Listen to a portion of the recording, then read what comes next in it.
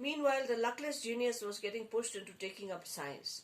So because I was tagged as a genius, so everyone was forcing me to take science, no matter how bleak past records had been, no matter how bleak the results in the past had been. So now we come to know that the newly discovered genius, this student, this boy or a girl, did not have very good results in the past. But now, because he has been tagged as a genius, so everyone thinks that he has to take the science stream.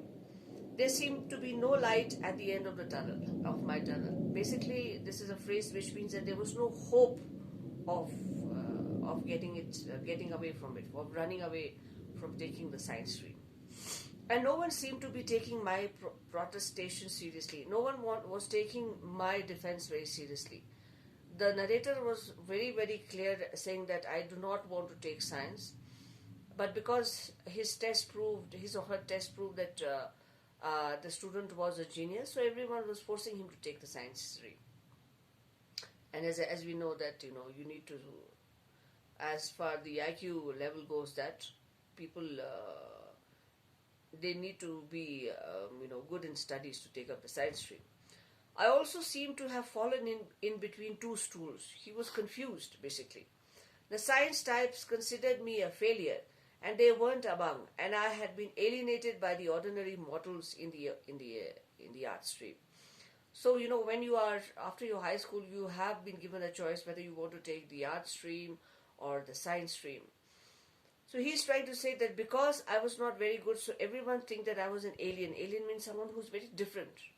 Basically, alien means someone who comes from some other place, It's just a phrase. So they felt that he's just a mismatch. And the art stream think that I was a mortal. Mortals here, the art stream, by the ordinary mortals. Ordinary mortals here means people who have a lesser IQ than students compared to the science stream.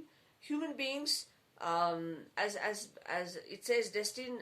Mortal. Basically, mortal means someone who dies. Immortal means someone who doesn't die. Amar rehna, something like that.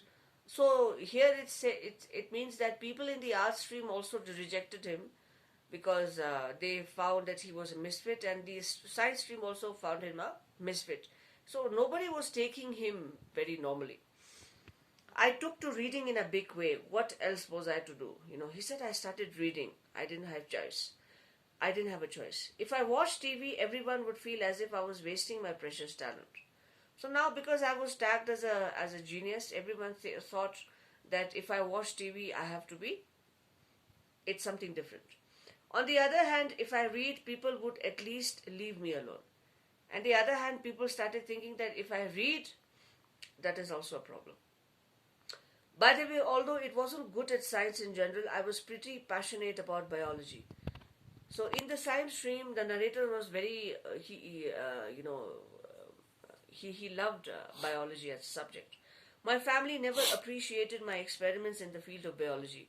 So when he was doing experiments, no one was interested, and no one took notice of his contribution. Now all of a sudden things changed dramatically, and suddenly things have changed. Instead of turning up their noses, they would sniff appreciatively and stare goggle-eyed at my experiments. So now the narrator's family started appreciating with surprise when he was doing experiments, just after the discovery of him or her becoming a genius. Similar things happened in school. If I was doodling drawings in maths class, if I was trying to do some figures in maths, instead of being shouted at, I was admired. Everyone started appreciating. Genius at work, said an invisible sign.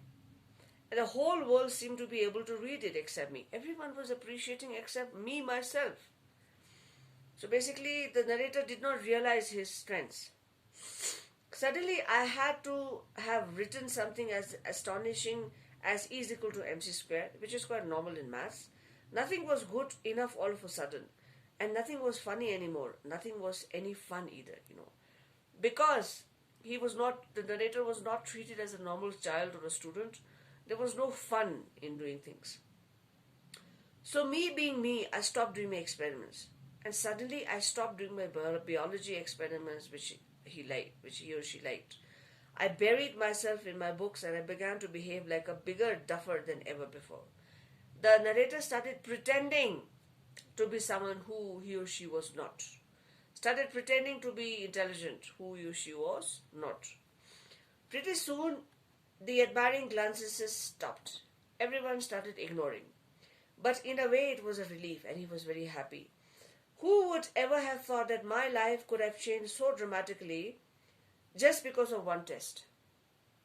He said, who would have thought that my life would change because I cleared an IQ test? Gosh, an exam had never been never had such a devastating effect on me. But no, don't worry. This is not a tragic tale of failure and disappointment.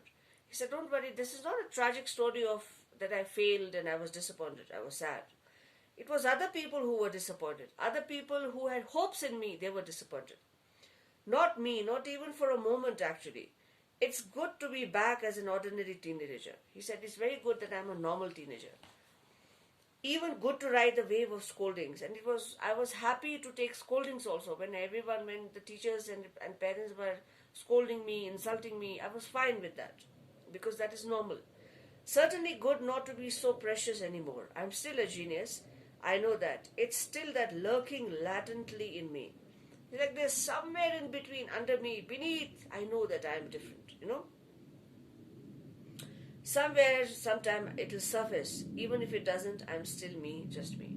And the narrator is trying to say that even if that intelligence comes up one day, something which is hidden in me comes up, I'm fine. Even if it doesn't come, I'm fine with it. The objective of the story is that often what happens that we as individuals, we always have a lot of pressure around us. Sometimes pressure from parents, sometimes pressure from friends, family, relative, expectations, that you have to be better and best and better than others, better than relatives, better than neighbors. You have to prove yourself. So basically we are in a constant competition to prove ourselves.